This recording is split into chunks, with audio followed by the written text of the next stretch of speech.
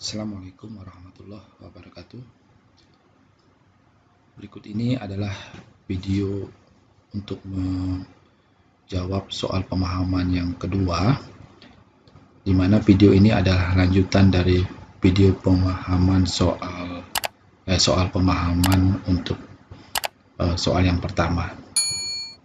Di sini saya hanya menambahkan jika aliran fluida yang keluar dari pompa yang kita alirkan di soal yang pertama tadi, dengan ketinggian alirnya pompa tadi menaikkan aliran fluida itu dengan ketinggian 2 meter, dan dengan panjang pipa itu 100 meter.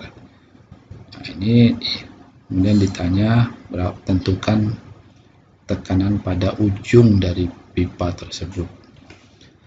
Di sini masih kita menggunakan HISIS. Bagaimana kita menjawab soal ini dengan menggunakan HISIS?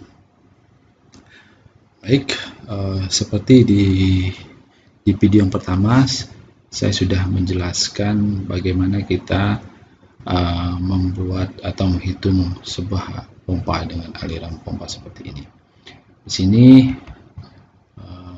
pompa ini dengan efisiensi pompa itu adalah 50%, dengan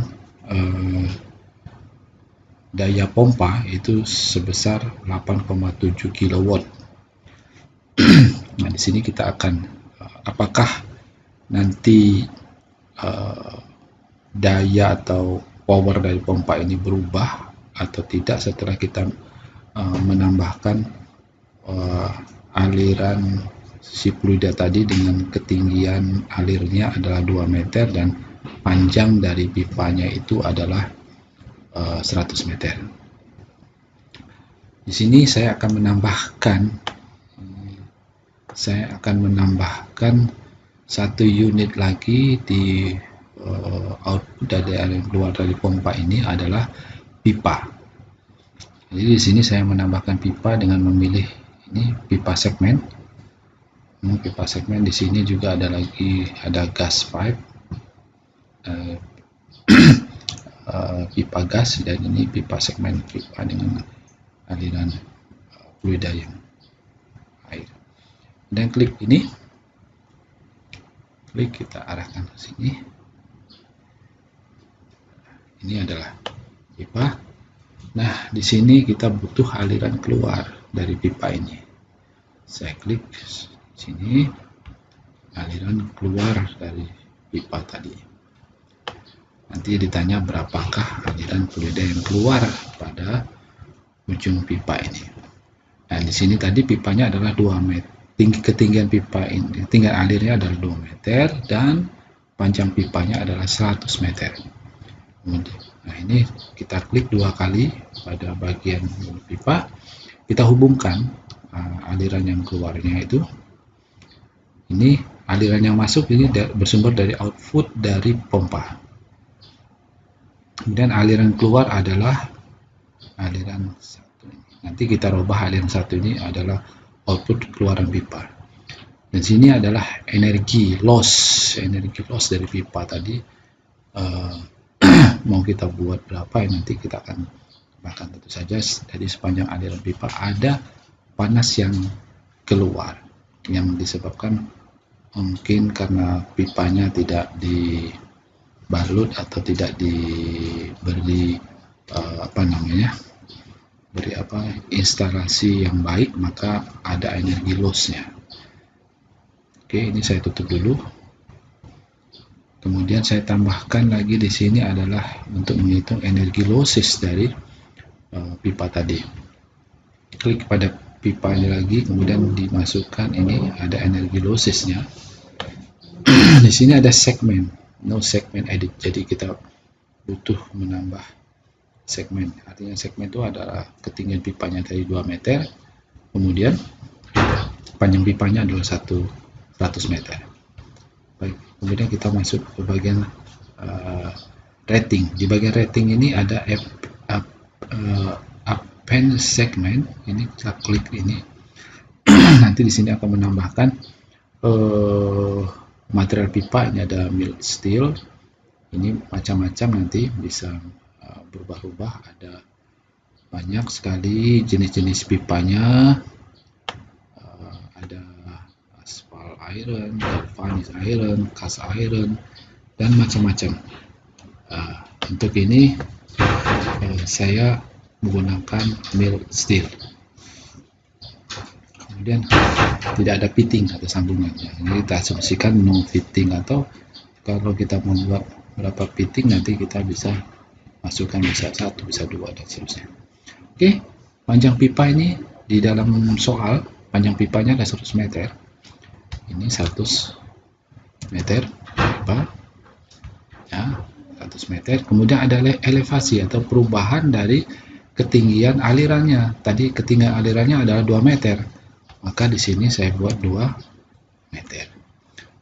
Nah, di sini yang tidak diketahui adalah outer diameter sama inner diameter. Nah, ini yang harus kita isi, berapa diameter pipanya itu. Di dalam soal tidak diketahui, nanti kita bisa simulasikan. Oke, parameter di sini tidak masalah, tidak ada yang kita harus rubah. Di sini ada hitungan-hitungan yang sudah ada heat flow tolerance dan sebagainya. Kemudian connection, kemudian ada heat transfer. Nah, heat loss itu kita asumsikan di sini adalah heat loss atau panas yang keluar dari sepanjang pipa itu. Nanti bisa kita, apakah asumsinya kita buat 0 atau berapa kilowatt hour. Misalkan heat transfer pada heat loss selama proses aliran ini tadi, bisa saja kita buat 0, jadi tidak ada heat lossnya, ataupun nanti ada heat lossnya, kita masukkan heat lossnya berapa kilojam per hour. Oke. Bagian rating kita sizing lagi. Nah, di sini di bagian ini outer dan inner diameter ini bisa klik 2 kali. Nah, di sini ada 5 schedule. Nah, ini 5 schedule ini macam-macam, ada schedule 10, 20, 30. Biasanya kita menggunakan schedule numbernya 40. Schedule number 40. Kemudian di sini nominal diameter. Nah, jadi misalkan kita ambil nominal diameter dari pipa yang kita gunakan adalah 100 meter. Jadi kita klik 100 meter. Bisa saja 100 mm, artinya 1 cm ya, 1 cm. Bisa saja 125 atau 150 mm. Anggap saja misalkan 150 mm nominal diameternya. Kita klik nominal diameter. Nah, ini sini berubah sendiri, inner diameternya 154 mm. Nah, di sini di bagian ini langsung berubah. Di sini outer diameternya 168,3, kemudian inner diameternya diameter bagian dalamnya 154. Di sini outer diameter atau diameter bagian luarnya 168. Jenis materialnya adalah mild steel dengan faktor kekasarannya 4,57 kali 10⁻⁻⁵. Kemudian ada 5 volt conductivity, nilai K conductivity dari mild steelnya adalah 45. Dan di sini heat lossnya, nah ini misalkan heat lossnya adalah 0, jadi tidak ada heat yang lepas selama proses aliran. Oke. Selanjutnya yang ditanya adalah berapa tekanan pada aliran yang keluar pada ujung pipa. Kita klik. Jadi yang tekanan yang keluar pada ujung pipa itu sebesar 83,82 bar. Jadi ada penurunan tekanan ya. Nanti saya klik di sini di worksheet. Nah, Di sini yang di bagian ujung dari pipa setelah keluar dari pompa tadi sebesar 84 bar atau 8.400 kilopascal. Kemudian terjadi penurunan tekanan menjadi 83,83 kilopascal. Jadi ada penurunan karena ada faktor gesekan, kemudian ada faktor karena pengaruh ketinggian permukaan dan panjang pipa. Jadi terjadi penurunan tekanan.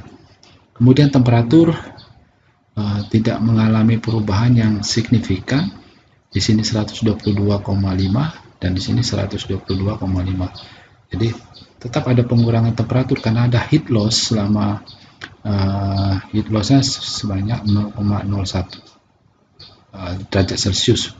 Selisihnya antara ini dan ini, antara yang masuk dalam pipa, yang keluar dari pipa, ini terjadi penurunan temperatur karena heat lossnya kita asumsikan bahwa terjadi heat loss, walaupun di sini kita buat 0 tapi asumsi dari perhitungan ini ada heat loss. Oke, sekarang bisa kita modifikasi, kita bisa ganti. Misalkan ini mill steelnya adalah misalnya menggunakan cast iron, kita gunakan cast iron. Oke, apakah terjadi perubahan dari tekanannya? Nah, di sini tetap 83,82 masih tetap. Kemudian di sini temperaturnya masih tetap. Ya. Kemudian apabila temperaturnya, apabila di sini di bagian rating ada heat lossnya sebesar, misalkan terjadi heat loss, setelah kita hitung terjadi heat lossnya sebanyak 0,1 kilojoule per jam. Heat lossnya. Nah, di sini heat lossnya terjadi heat loss 1,1 kali 10 pangkat minus 1 kilojoule per hour. Jadi heat loss sebanyak itu. Berapakah fluida yang keluar, temperatur fluida yang keluar di aliran pipanya? Kita lihat di bagian worksheet. Ya, juga tidak terjadi signifikan, 122,5103. Kemudian temperatur 122,50 yang keluar dari pipa tadi. Oke, nah sekarang kita lihat powernya, kira-kira powernya berapa, power dari pompa ini. Kita klik powernya, berapakah power yang dibutuhkan oleh pipa tadi sehingga dia bisa mengalirkan si fluida tadi naik ke atas setinggi 2 meter dan jarak pipanya adalah 100 meter. 8,7093 ya, horsepower. Jadi sebanyak ini. Nah, dan ini adalah hitungan kita untuk pipa kita, di mana aliran pipa kita terjadi kenaikan 2 meter, kemudian panjang pipa 100 meter. Dan di sini membuktikan bahwa terjadi penurunan tekanan dari 84 bar menjadi 83,82 bar. Demikianlah video bagian C untuk soal pemahaman 2 tentang sebuah fluida yang mengalir menggunakan pipa yang memiliki pipa sebanyak 100 meter, kemudian ketinggian 2 meter, dan tekanan sudah terjawab sekitar 83,82 bar.